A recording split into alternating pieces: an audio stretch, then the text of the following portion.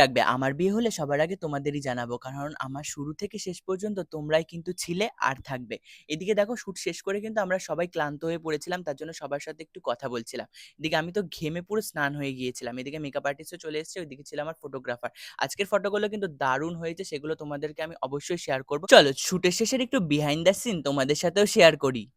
তোদের মরণ হয় না, দেখে না কেউ, মাথায় বাজ পড়ুক না, ভগবান টেনে নি শুয়ে পড়, নালে ঘটি বেঁকিয়ে জলে ফেলে দেবো বলে দিলাম।